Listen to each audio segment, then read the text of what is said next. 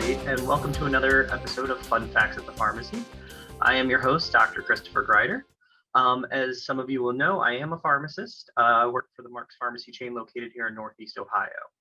The purpose of this show is to give you guys some current information on what's going on in the healthcare world, and then to kind of hit some major topics or some interesting things that we'd like to discuss with the general population about health. Just so that you guys can make the right calls or keep a good eye on your health just so that you're doing well. The beginning portion here, our fast acting portion, we try to cover anything that's current that's going on right now. So with that being the case, as of right now, the one thing I want to hit is the updates currently that's going on with COVID.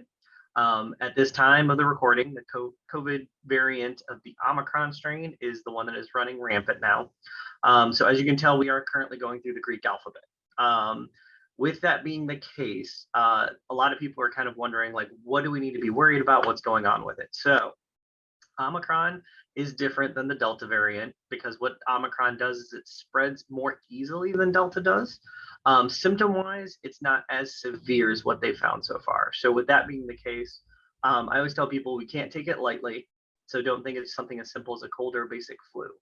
We have had our first confirmed deaths that have occurred due to Omicron. So with that being the case, the only good way to fight against Omicron right now are the booster shots or to be vaccinated. In the process right now, Pfizer and Merck are both creating pills, but the pills do not do a substitute. It's meant for emergency situations only. And what we mean by that is if you ended up with COVID and you had a very severe case and ended up in the ICU, if the treatments with using ventilators and other things were not enough, then they could use these pills. Now they're still being tested, so they're not currently available on the market yet. But if they do become available, it would be a great breakthrough treatment for most people to kind of help make sure that they have the best chance at surviving with everything going on. The booster shots are available for pretty much anyone that's over the age of 16 at this time. With that being the case, most places do require typically a scheduled appointment. So it's best idea to look to get it done as soon as possible. The longer you wait, the higher chance you have of getting it. If you have only your first 2 shots, it is recommended to get a booster vaccine done. The FDA and the CDC have both come out and said that they do prefer having the Moderna or Pfizer vaccines over the Johnson & Johnson. But with that being the case, the Johnson & Johnson could still be used instead of having no vaccine at all. With that, we always want to make sure that people are being safe about it because the booster shots essentially boost your immune system to higher numbers with antibodies. With the antibody production, it actually does protect against Omicron because the problem with Omicron right now is that it binds onto the immune system and it'll actually bypass most of the immune system if you only had your first 2 shots. So you're still susceptible to getting it and passing it on to somebody. The biggest symptoms and the hardest thing to differentiate this from the other ones too is that Omicron can start off almost as if it was a cold or flu or sinus infection. So most people don't present with the same typical symptoms of, fever or chills or typically having the loss of taste or smell first. It actually starts off where it almost feels like a cold or a flu is going on with you. So with that being the case, they do recommend getting tested. A lot of testing facilities are out there, but the hardest part is getting into them or getting the at-home test kits at this time. So I always tell people, if you start to develop any symptoms, please do not rush to the emergency room. They will not test unless you're admitted into the hospital at this time. If you can be patient, they normally say to wait. The CDC actually just recently updated their guidelines as of Monday, December 27th. And what they said was, if you do come down with symptoms, you are supposed to quarantine for 5 days, went from the day in which you have symptoms. And then once you feel a little bit better, to test. And then if you test negative, you're actually able to go back to work or go back to your normal life. Just make sure that you mask up for another 5 days while you're around people. If the test comes back positive, then you do need to maintain that quarantine time frame. So with that being the case, I would recommend that everybody just kind of be safe right now. With the holiday seasons that have just passed, a lot of people have been spreading things. So it's best that if you start to develop symptoms to let your employers know right away, let family and friends know right away, anyone that you may have had contact so that everyone can get tested to make sure that they're safe right now. So with that being the end of it, we will kind of keep you guys up to date as much as we can if anything changes or updates from there. So for today's main topic discussion, we're actually going to be talking about general men's health right now. The big thing that normally comes up is something called benign prostatic hyperplasia. It is something that impacts a lot of men in general. So we figured it was an important thing to talk about. So to help me with that today, I do have a student with me from NEOMED. His name is Darrick. Hi everyone. I'm from California, and I've been at NEOMED for 3 years, and this is actually my fourth year now. And so I want to talk about the uh, benign prostatic hypertrophy, which is not a cancer. What it is a proliferation of these smooth muscle and the epithelial cells within the prostate. And if we look at a picture of the prostate, what you'll see is that on top is the urinary bladder, and then there is a urethra that connects the bladder to the outside, and that's where our urine goes to the outside. And between there is the prostate.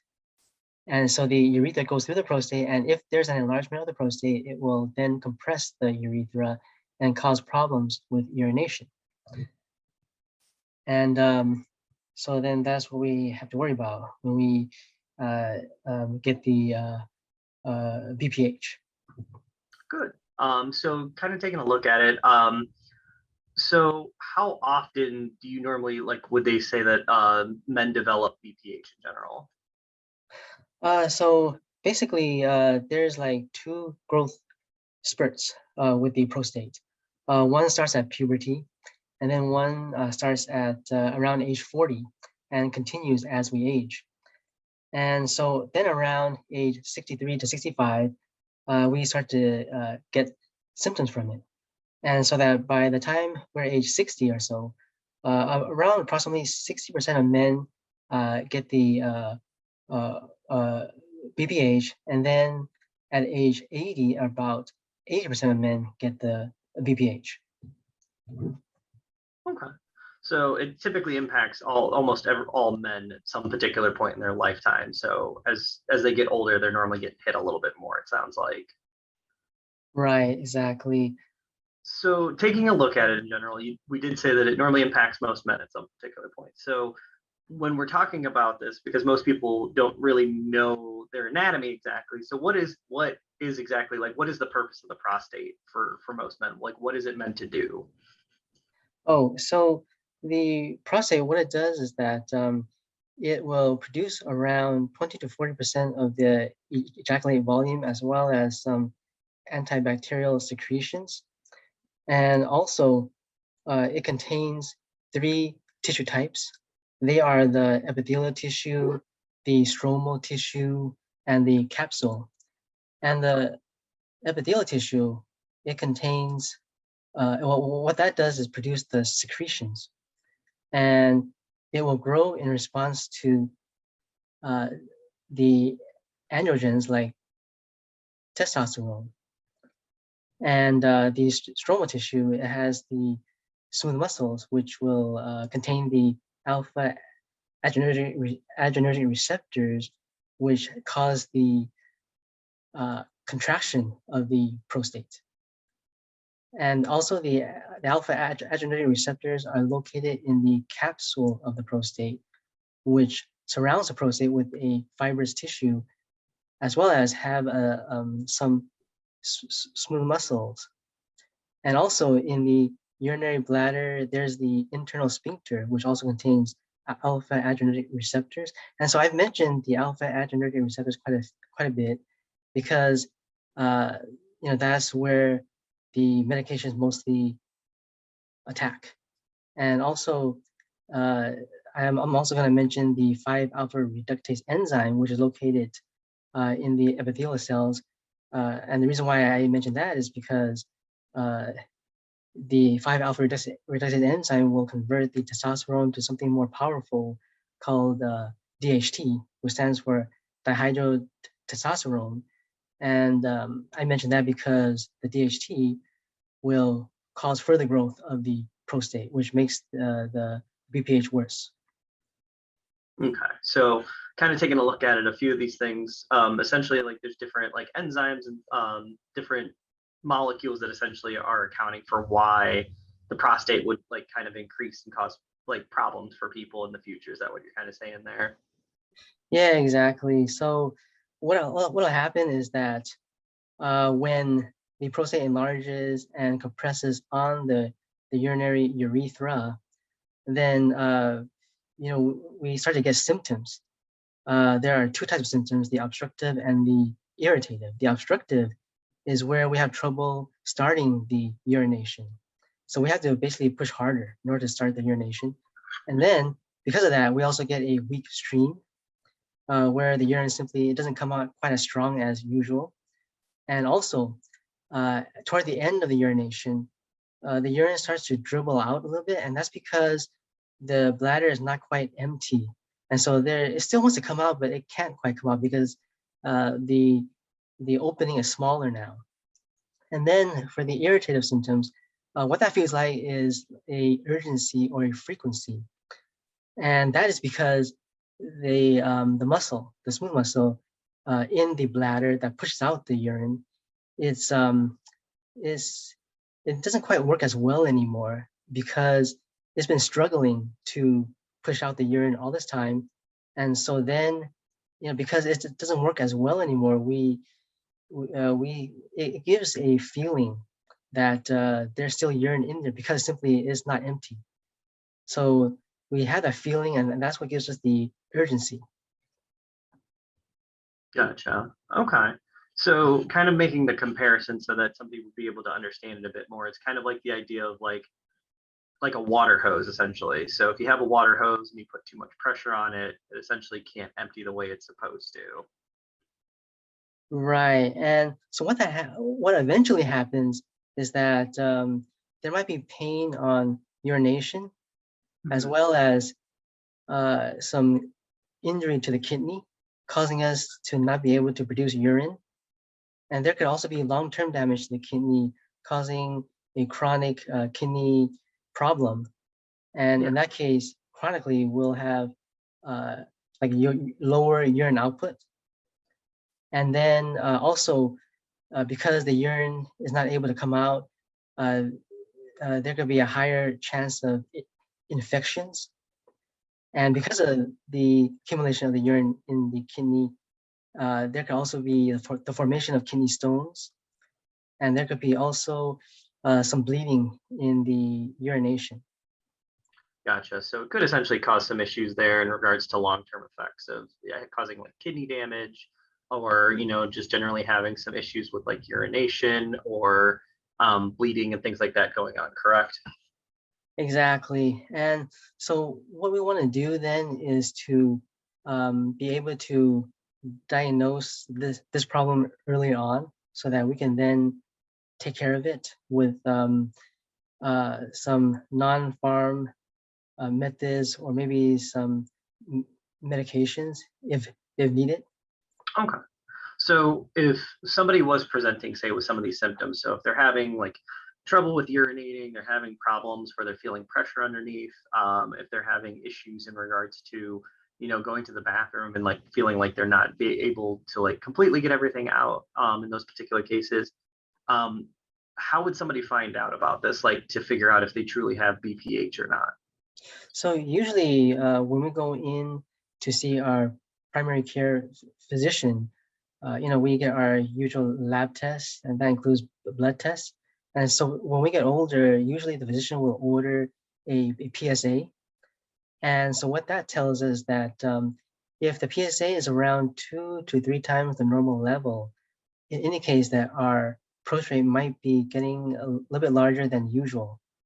And also, they can measure the flow of urination. Usually the flow of urination is greater than 10 milliliters per second. If it's lower than that, then it might be an indication of a blockage.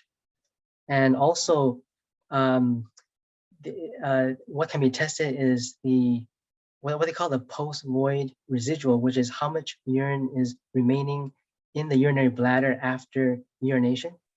If that's higher than usual, then it can be an indication of BPH. And so also, if you look at the symptoms and the history, um, there's a questionnaire that your physician can give you, and it's called the AUA symptom index. And so if you score 7 or less, that's a mild indication of BPH. If it's 8 to 10, it's a moderate indication. If it's more than 20, then that's severe. And I mentioned that because the mild, moderate, and severe indications, that will kind of indicate what type of treatment you might need. And then also finally, there's the rectal exam. And so with the rectal exam, the physician will check whether or not your prostate is swollen through your anal canal, I believe. Yeah, so they put a finger in there and basically just feel it to see if there is a swelling. Yeah, and those are the 3 methods that to diagnose the BPH. Okay. So you kind of said you broke it down. So kind of looking at treatment purposes. So just in general, because we did mention that you were going to say we're going to talk a little bit more about the like non-pharm, so not medication based, and then versus like pharmacological if we have to go that route. So the breakdown that you had, you said there was mild, medium, and severe was the 3 main categories that we look at. So kind of breaking it down a little bit with like mild. So treatment wise, like what would you do for like a mild case? In terms of a mild case, usually for those patients, no treatment is needed. We just simply monitor the prostate to see if it grows further. And usually about half the time, without the treatment, the prostate will tend to actually improve, or it may actually shrink a little bit within like 2.5 to 5 years time. Okay. So it's just more so just kind of waiting and seeing what happens at that point then. So, okay. And then kind of looking at it from like a medium standpoint, like what would we be looking at for something along those lines? Okay, so if the symptoms are moderate, in that case, if there is a problem with erection, what we recommend is some alpha-1 antagonist, and also what they call a phosphodiesterase inhibitor, or maybe both those type of medications. So alpha-1 antagonist, example would be like the terazosin or doxazosin, and the phosphodiesterase inhibitor example would be like the tadalafil. Okay. So yeah, there's a couple different treatment methods that they can go with for something like that. So with kind of like looking at the medications a little bit there, since we're kind of hitting that right now, with a lot of the medications, are they kind of a long-term thing, or is it more like a short-term situation with those? Is it something that somebody might be on their whole life, or is it more of like maybe for just a little while? So with the medications, if you're at the moderate level, pretty much actually it's gonna be lifetime. Okay.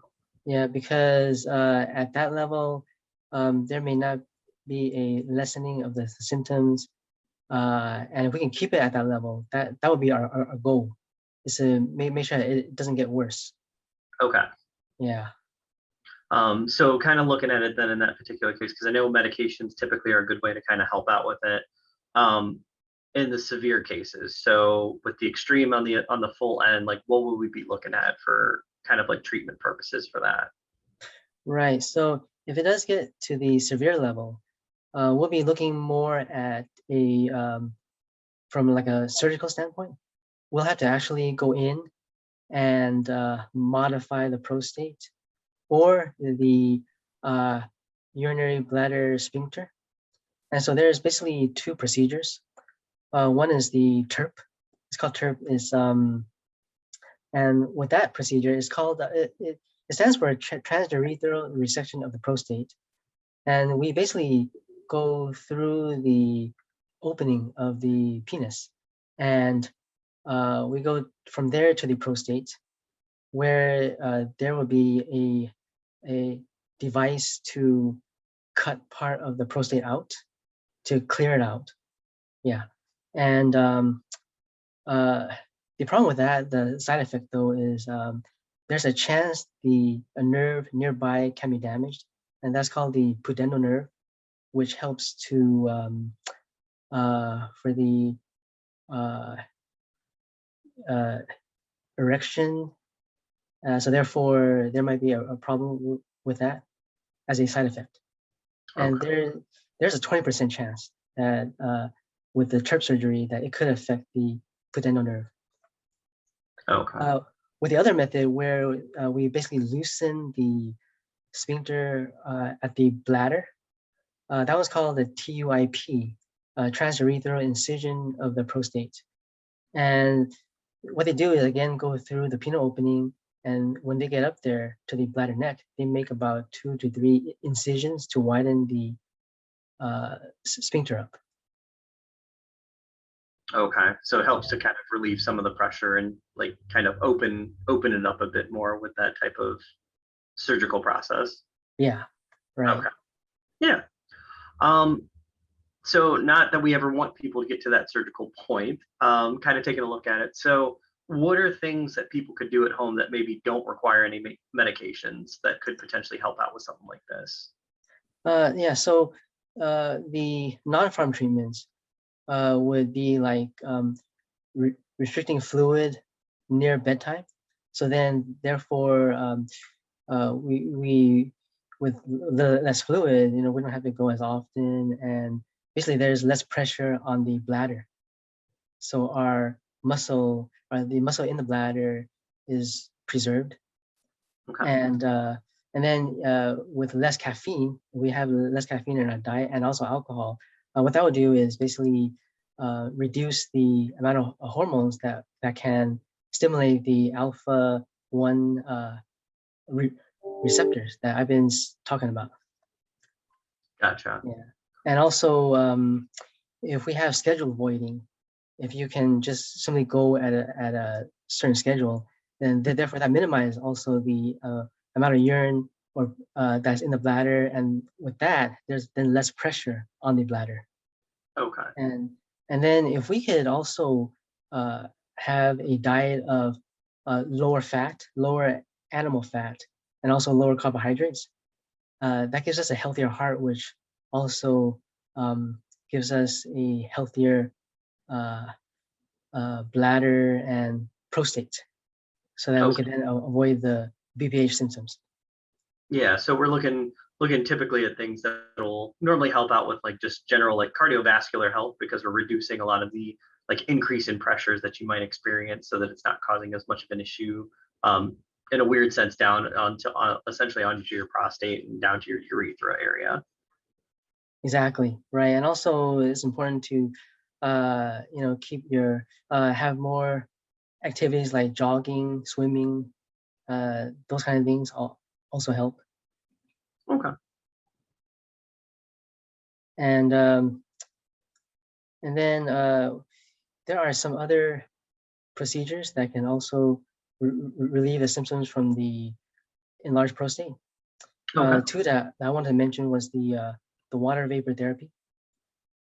And what that does is that it can be done in the office, and you go through the penis opening, and it goes up there and injects a water vapor, which then uh, um, de- destroys some of the prostate tissue so that it gets smaller.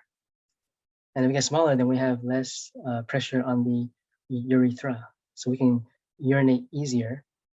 And the other method was the prostate urethral lift, which will insert a lever um, into the prostatic urethra in order to lift it to get the opening wider and to relieve the pressure. Gotcha. Okay. So a couple different ways that they can pretty much go about it just to try and take as much pressure off to make sure that everything's kind of flowing the way it's supposed to, but not causing any serious um, collapses or issues that could essentially affect other parts of the body then at that point. Exactly. Yeah. Yeah. Well, I was about to say, so from the general standpoint, pretty much we want to just make sure that everybody's living a happy and healthy life. So if they start to feel any of those weird things or anything unusual, pretty much it sounds like there's essentially different medications, but it sounds like also There's different non-farm things that they can do. So things that, daily activities, daily livelihood, just essentially watching your diet, that seems to make a difference there for them. Right, exactly. So if we watch our diet and we basically do things that give us a healthier heart uh, and basically a healthier lifestyle, then we could try to uh, uh, avoid the symptoms of the BPH for as long as we can. But I mean, from reading about it and understanding it, it sounds like it's almost unavoidable as we age. So we just basically try to delay it as long as possible. But if we do get it, there are some procedures that can be done to help us with the relief of these symptoms. Gotcha. Yeah, I was about to say, so the best piece of advice that we can give everybody, according to all my patients right now, is just don't get old, is what I'm hearing. So Yeah, yeah, that's the main thing. Yeah, yeah, yeah. but we're pretty much out of time at this particular point. But thank you so much, Darrick, for coming and talking about this. I know this is something that impacts every guy at any particular point, so it's a good message to make sure that they're kind of paying attention to their general health and just making sure that nothing serious is going on with it. Uh, Thank you, and it was a pleasure to be on your show. Thank you.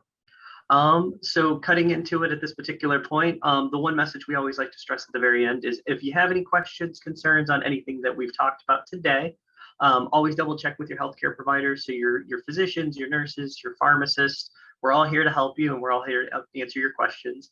If you think you have anything that has been mentioned today, so if you have any serious problems or issues, always consult with your doctor because we always want to make sure that you're at the tip-top shape. And as you can tell, we do need to always have tests done just to kind of confirm if there's anything unusual going on. But that's all we have for today for this episode of Fun Facts at the Pharmacy. Thank you for joining us on our very first Zoom call style with this. And I hope everybody stays healthy and happy out there. Thanks.